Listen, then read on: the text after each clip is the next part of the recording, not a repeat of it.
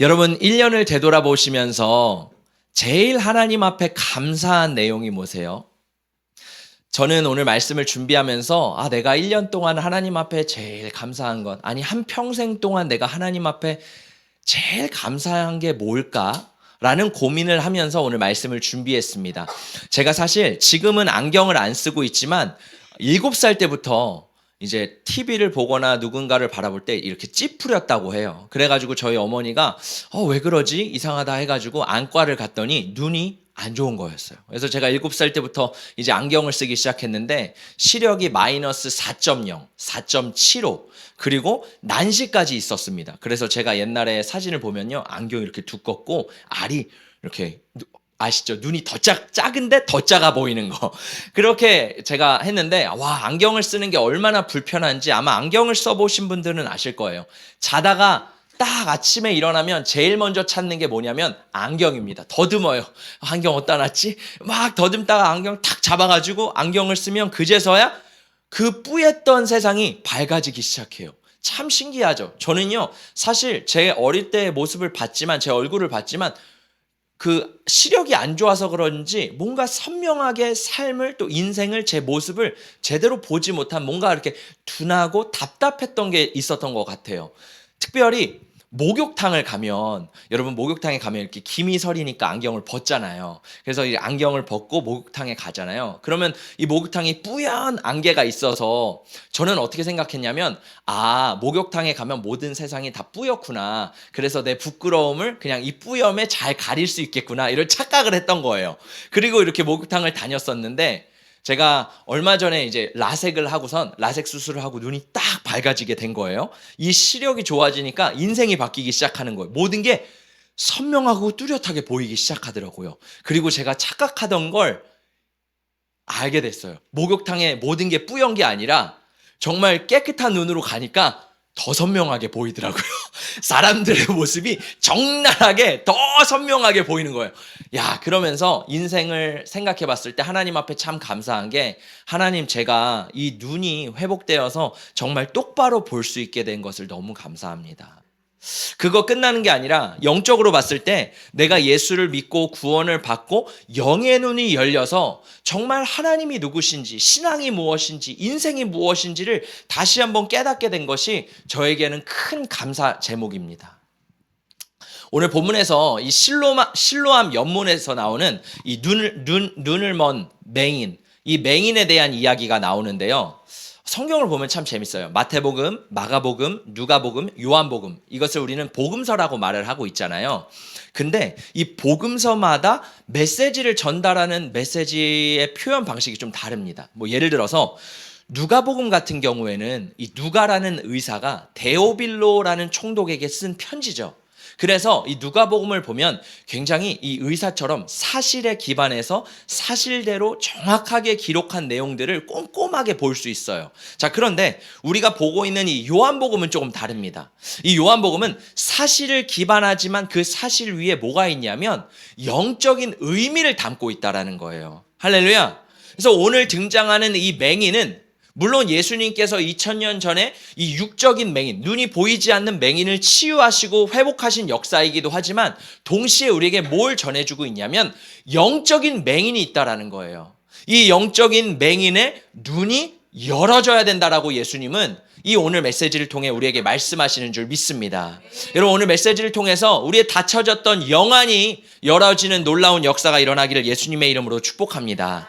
할렐루야. 그럼 우리 함께 말씀을 읽어보도록 하겠습니다. 1절의 말씀입니다. 시작. 예수께서 길을 가실 때 날 때부터 맹인된 사람을 보신지라. 자, 오늘 이 본문에 등장하는 맹인이 나오는데 이 맹인을 뭐라 그러냐면 날 때부터 맹인이었대요.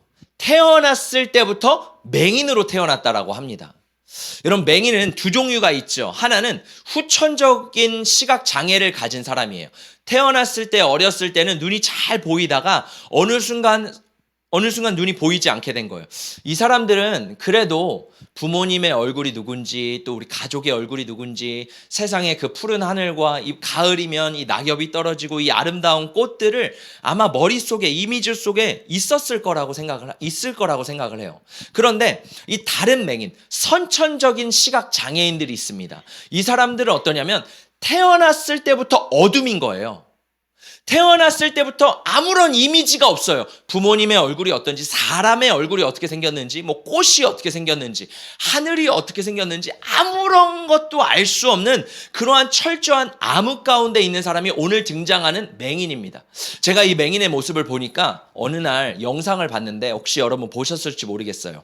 어떤 어린 아이가 태어났을 때부터 이 눈이 너무너무 안 좋은 거예요. 흐릿해서 이 갓난 아기가 아무것도 볼 수 없고 엄마의 얼굴, 아빠의 얼굴도 볼 수 없는 겁니다. 근데 기술이 발달해서 이제 어떤 안경을, 특수 안경을 이 아기에게 막 씌워주더라고요. 근데 아이가 처음에는 불편해하는 거예요. 왜냐면 거추장스럽고 한 번도 해보지 않았으니까 이걸 막 씌우려고 합니다. 근데 엄마가 그거를 막 씌워주고 아기의 이름을 부르기 시작해요.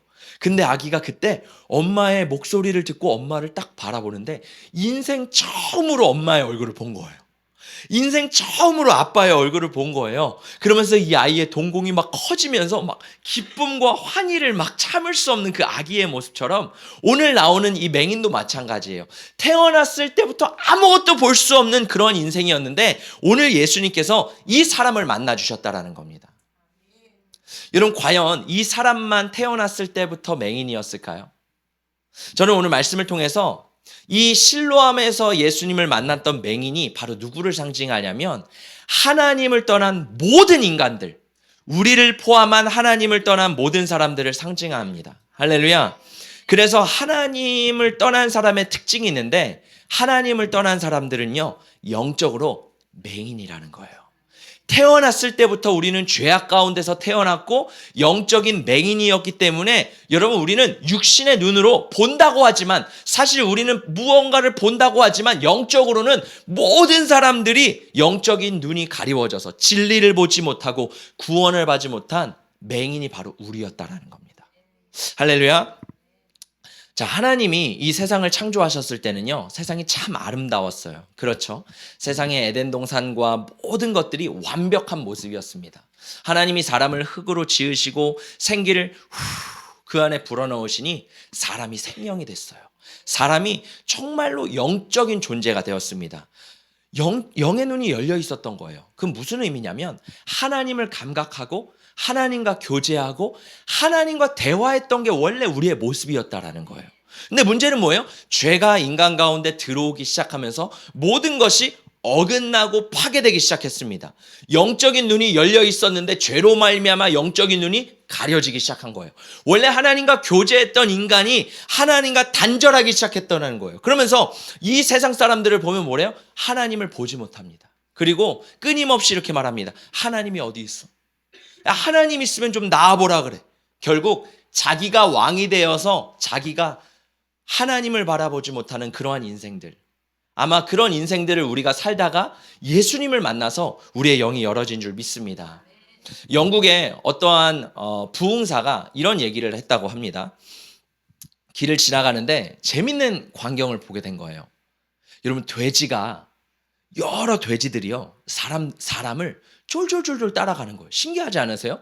원래 양이나 강아지나 뭐 여러 가지 가축들은 사람을 잘 따릅니다. 근데 돼지는 원래 사람을 잘 따르는 가축이 아니에요. 근데 이 돼지들이 사람들을 쫄쫄쫄쫄 따라가는 거예요. 그래서 너무 신기해서 이 사람이 그거를 막 따라서 봤더니 이 돼지들이 어디를 향하고 있냐면 도살장으로 다 가고 있는 거예요. 그래서 너무너무 신기해가지고 이 주인에게 물어봤다고 해요. 어떻게 원래 동물들이 도살장으로 갈 때는 싫어하고 두려워하고 막 발버둥을 치는데 당신의 돼지들은 도대체 어떻게 이 도살장으로 이렇게 잘 따라갑니까? 라고 말했더니 이 주인이 이러는 거예요. 저에게는 비법이 하나 있습니다. 어떤 비법이냐면 제 주머니에 이 완두콩이 있는데 완두콩을 땅에 하나 둘씩 이렇게 흘려 보내주면 돼지들이 그거를 먹기 위해서 그거를 먹다가 결국 도살장까지 가는 겁니다. 이런 얘기를 했다고 해요. 여러분, 마귀는요, 우리 인생 가운데 뭘 뿌려줍니까? 완두콩을 뿌려줘요. 성공의 완두콩, 쾌락의 완두콩, 물질의 완두콩, 죄악의 완두콩, 하나님을 바라보지 못하게 끊임없이 내 인생 가운데 내 인생의 앞에 완두콩을 막 뿌려줍니다. 그럼 사람들은 어떻게 해요? 그냥 그거를 먹으면서 맛있다 맛있다 맛있다 하면서 결국 가는 길이 어디라는 거예요? 지옥이라는 거예요. 나는 모르지만 내 인생을 계속 그 세상이 주는 것을 먹고 따라가다 보면 이 지옥으로 우리가 향하고 있다라는 겁니다. 왜요? 영적인 눈이 열려져 있지 않기 때문에. 우리는 이것이 전부인지 알고 그것을 따라가다 결국엔 지옥으로 가는 것이 바로 우리 인생이라고 오늘 성경에서 말을 하고 있습니다. 자, 그러면 세상 사람들만 그렇게 지옥을 향하고 있을까요? 오늘 예수님은 이 날 때부터 맹인된 사람을 만나 주셨기도 하지만 동시에 또 만나 주셨던 사람들이 있어요. 바로 누구냐면 바리새인입니다. 예수님은 이 메시지를요, 바리새인에게 전해주시면서 너희도 맹인이라고 말하고 계신 거예요. 자, 우리 함께 말씀을 읽어보도록 하겠습니다. 요한복음 9장 39절입니다. 시작. 예수께서 이르시되 내가 심판하러 이 세상에 왔으니 보지 못하는 자들은 보게 하고 보는 자들은 맹인이 되게 하려 함이라 하시니. 자, 예수님이 오늘 이 구원에 대한 얘기를 하고 계시는데 참 신기한 얘기를 하세요. 보지 못하는 자들은 보게 한대요. 그리고 보는 자들은 보지 못하게 한대요. 자, 오늘 이 태어날 때부터 맹인, 하나님을 전혀 몰랐었던 사람은요, 이 예수님이 보지 못했던 사람의 눈을 뜨셔서 보게 하십니다. 자, 근데 본다고 하는 사람들이 있었어요. 그 사람들이 누구냐면 바리새인이었어요. 바리새인은 어때요? 율법을 철저하게 지켰습니다. 그리고 하나님의 진리를 가지고 있다고 생각했어요. 본다라고 스스로 착각했다라는 거예요. 근데 예수님은 그들에게 뭐라 그래요? 너희가 맹인이라는 거예요. 왜요? 지금 눈앞에 진리이시고 세상에 비치신 예수님이 있는데 그들이 율법이 가리키고 있는 예수님이 지금 눈앞에 있는데 이 바리새인은요, 예수님을 보지 못하는 겁니다. 여러분, 사도 바울, 바리새인 중에 바리새인이라고 하는 그 사도 바울이 어땠습니까? 눈은 떠 있다고 생각했어요. 나는 진리를 안다고 생각했어요. 진리를 위해 산다고 생각했어요. 그래서 최선이 뭐였어요? 그리스도인들을 핍박하고 죽이는 거였습니다. 그런데 그 사도 바울에게 다메섹으로 가는 도상에서 누가 예수님이요, 그 사도 바울을 만나 주시죠. 그러면서 그 눈을 떴던 사도 바울이 진짜 예수님을 보게 돼요. 그리고 장님이 돼버립니다. 여러분, 이 사건을 통해서 볼 수 있는 게 뭐냐면 우리는 어쩌면 이 바리새인을 누구라고 말하냐면 바로 예수님은 어쩌면 우리가 바리새인이라고 말을 하는 거예요. 신앙생활을 수십 년 동안 해왔던 분들, 또 모태신앙으로 계속 교회를 다녔던 분들이 이런 생각을 가지죠. 아, 나는 보고 있어. 나는 예수님을 알고 있어. 그런데 어느 순간 우리 안에 이 교만이라는 것이 딱 찾아오는데 나 말씀 조금 알아. 나 기도 조금 해. 나 헌신 조금 했고 나 신앙생활 이 정도 해봤어. 라는 어느 순간 우리 안에 그러한 교만함이 샥 올라오게 됩니다. 그러면 참 신기하죠? 우리가 어느 순간 그 예수님을 놓쳐버리게 돼요. 신앙생활은 예수를 바라보면서 우리가 하는 건데 어느 순간 내 안에 교만함이 올라오고 내 안에 막 무언가가 올라오기 시작하면 예수를 놓치게 됩니다. 그러면서 결국 넘어지게 되는 거죠.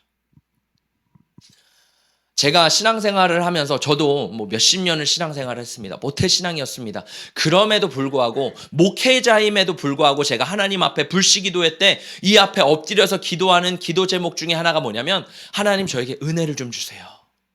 하나님 제가 교만해지지 않게 하시고 딱딱해지지 않게 하시고 나의 신앙이 굳어지지 않게 하시고 본다고 하지만 하나님 맹인처럼 나도 잘못된 길을 가고 사람들도 잘못된 길로 인도하는 그러한 어리석은 바리새인이 아니라 정말 하나님 나에게 은혜를 주세요.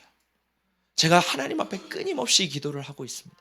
여러분, 저는 저뿐만 아니라 우리 모든 성도님들이 하나님 앞에 그 은혜를 구하시기를 예수님의 이름으로 축복합니다. 제가 작년만 해도 하나님 앞에 이런 기도를 했던 것 같아요. 하나님, 똑바로 보고 싶어요. 여러분, 그 찬양 있잖아요. 똑바로 보고 싶어요. 주님, 온전한 눈짓으로. 저는 똑바로 보고 있다고 생각했거든요. 진리를 가지고 똑바로 말씀을 전하고 있다고 생각했거든요.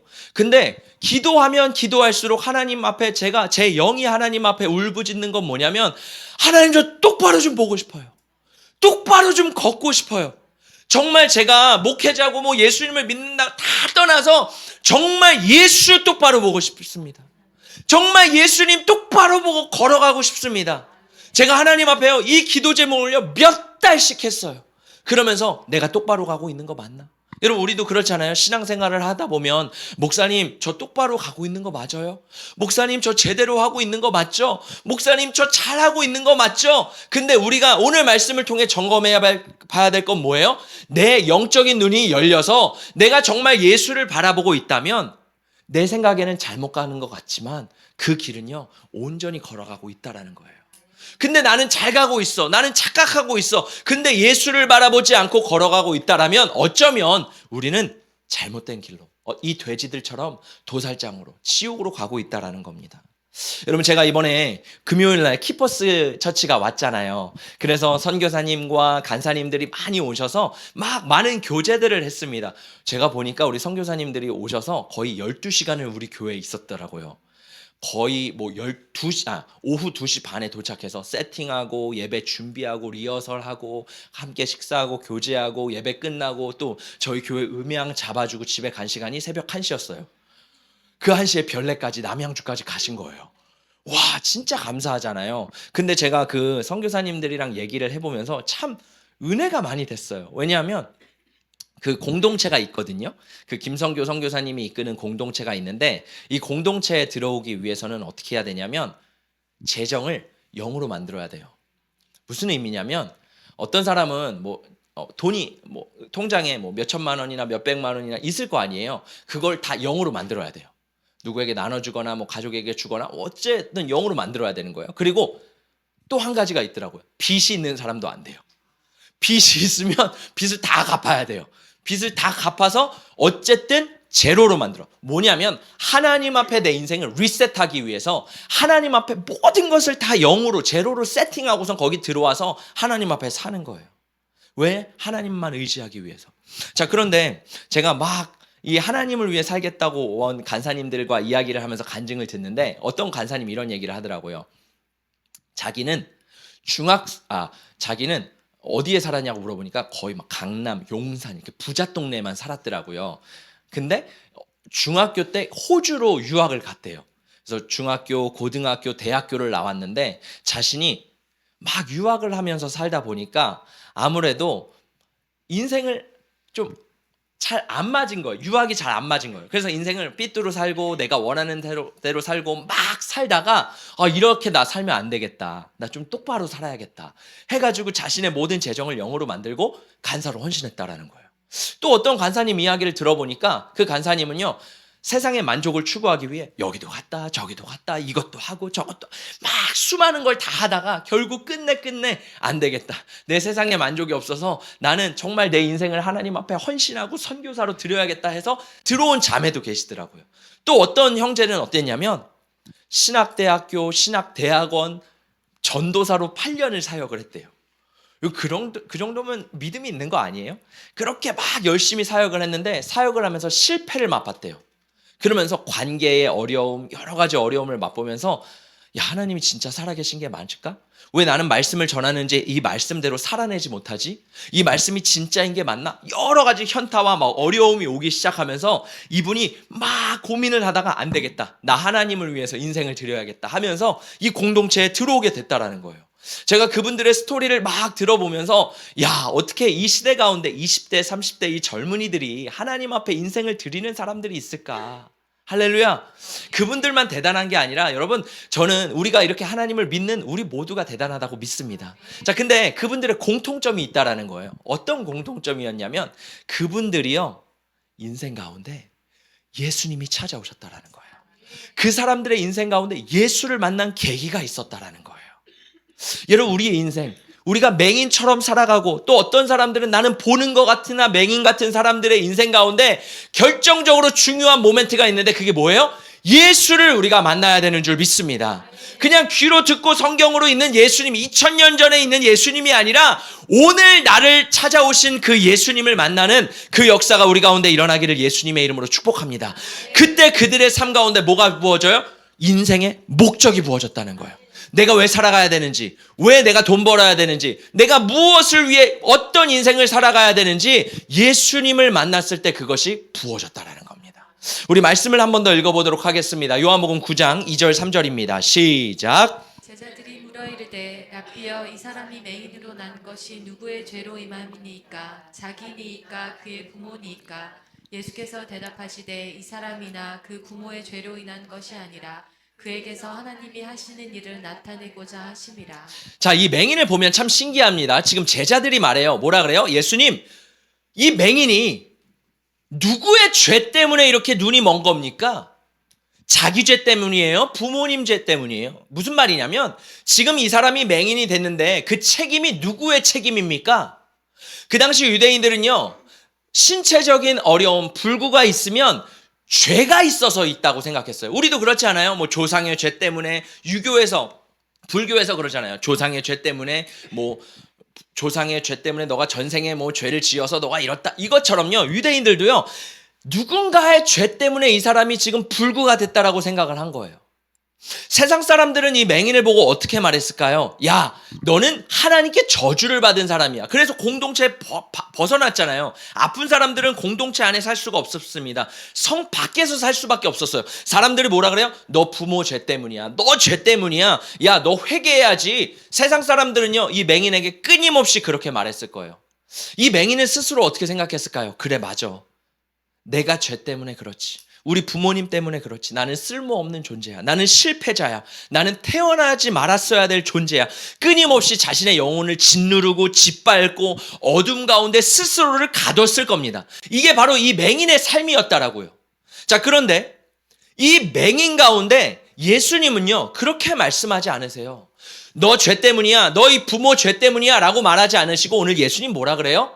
이 사람이나 그 부모의 죄로 인한 것이 아니라 그에게서 하나님이 하시는 일을 나타내고자 함이라. 이 사람을 통해서 하나님의 영광을 나타내기 위해서 이 사람이 맹인으로 태어났다라는 거예요. 할렐루야. 여러분, 신앙은요, 무엇을 바라보느냐가 정말 중요합니다. 지금 제자들은요, 뭘 바라봤어요? 죄와 저주와 책임을 바라봤어요. 근데 예수님은요, 똑같은 상황을 바라보시면서 하나님의 일, 하나님의 영광을 바라보셨습니다. 제자들은요, 어둠을 바라봤습니다. 예수님은요, 그 어둠 가운데 빛을 보셨어요. 제자들은 정죄할 거리, 저주거리를 바라봤지만 예수님은 다시 눈을 떠서 하나님께 영광 돌리는 그 축복을 바라보셨다라는 거예요. 할렐루야. 제자들은요, 절망을 바라봤습니다. 넌 안 돼. 넌 실패작이야. 너는 태어나지 말았어야 돼. 근데 예수님은 뭘 바라봤다는 거예요? 소망을 바라봤다는 거예요. 여러분, 인생을 살아가면서 이 추수감사주일, 여러분은 무엇을 바라보며 살고 계십니까? 제자들처럼, 바리새인들처럼 땅의 것들을 바라보면서 그렇게 살아가고 계십니까? 아니면 예수님처럼 하늘의 소망을 바라보시면서 살아가고 계십니까? 여러분, 제가 이 추수감사주일을 준비하면서 이런 생각을 했어요.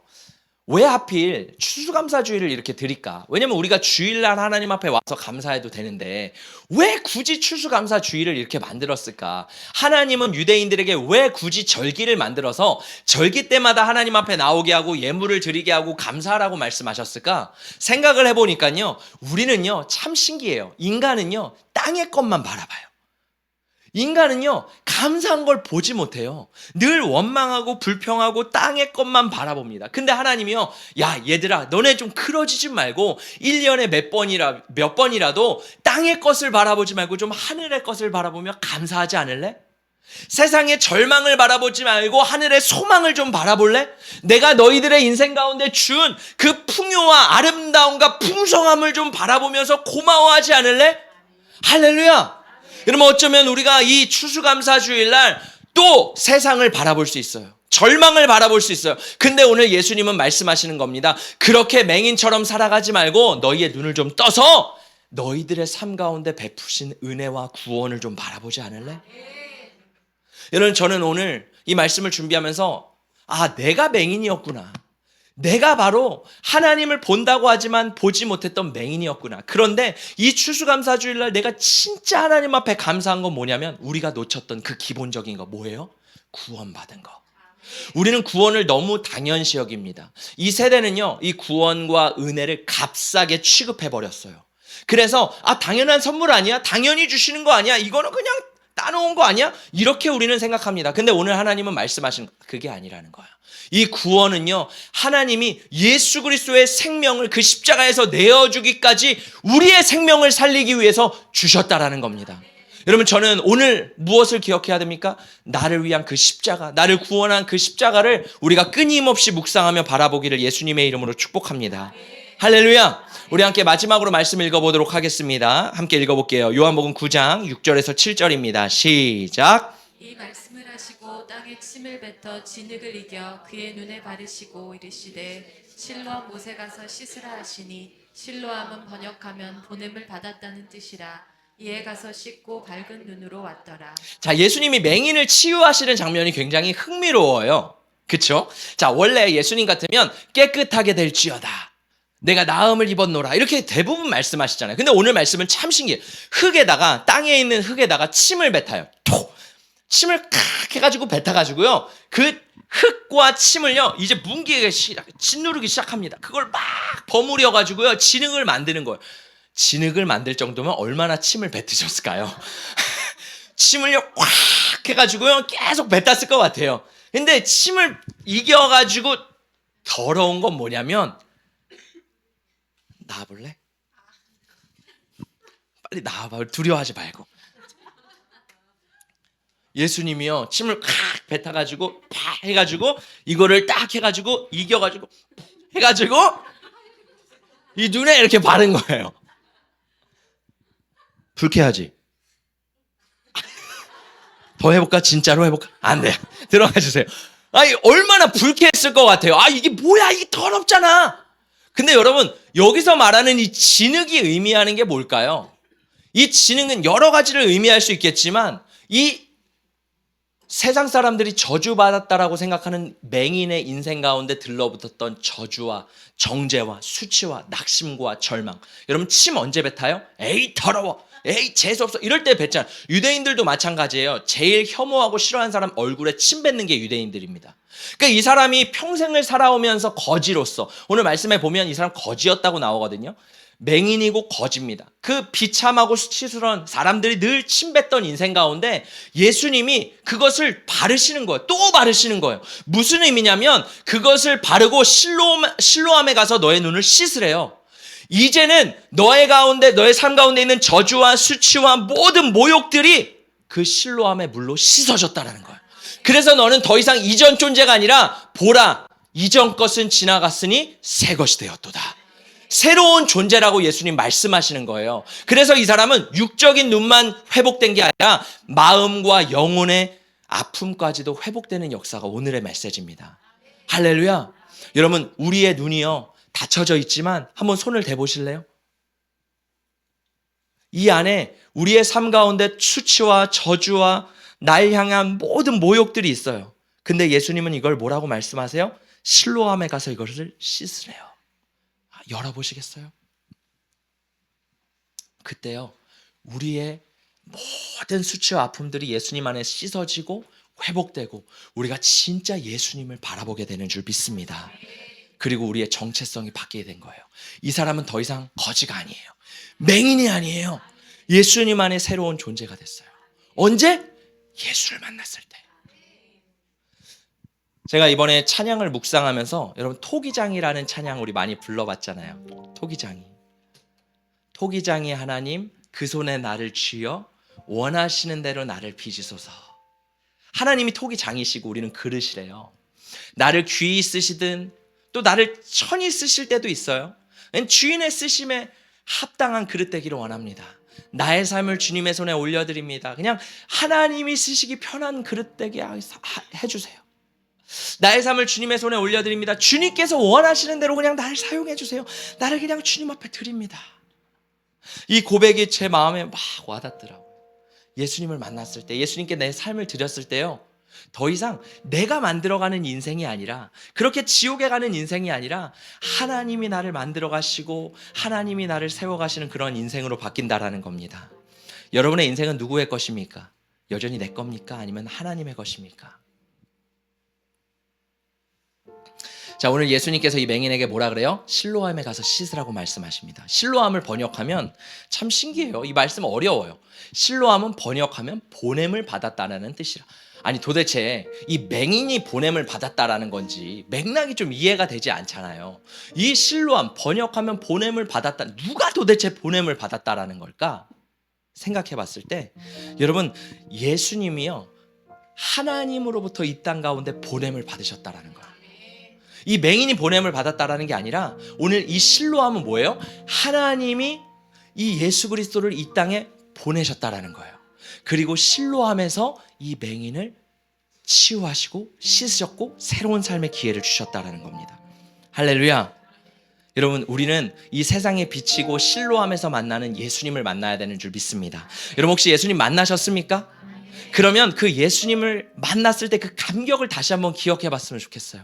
이 추수감사주일날 뭐 많은 것들을 감사할 수 있어요. 뭐 내게 주신 것들 많은 것들이 있지만 진짜 감사한 건 뭐예요? 날 만나주시고 내가 이 자리에 와서 주님을 예배하는 것, 내가 구원의 길로 들어가고 내가 천국의 길로 걸어가는 것이 우리의 삶 가운데 진짜 감사인 줄 믿습니다. 할렐루야. 여러분 베드로도요 예수님 부인했어요. 근데 베드로요 예수님 다시 만나주시잖아요. 도마도 예수님 부인하고 의심했습니다. 근데 도마가 예수님의 그 옆구리에 손을 넣을 때 그 예수님 다시 만나주실 때 도마를 위해 특별히 만나주신 거예요. 그때 도마 가운데 다시 믿음이 생기잖아요. 사도 바울 어땠습니까? 예수는 가짜야, 예수는 없어라고 외쳤지만 그 진짜 예수를 만나고선 맹인이었던 그 사람이 진짜 눈이 열려서 예수를 보게 되는 체험이 열려져요. 우리 신앙생활도 마찬가지입니다. 여러분 우리의 눈이 열려져야 되는 줄 믿습니다. 혹시 여러분 예수님 안 믿어지시는 분들도 계실 것 같아요. 뭐라고 기도해요? 손을 얹고요 예수님 눈을 열어서 예수님 믿어지게 해주세요. 예수님 보게 해주세요.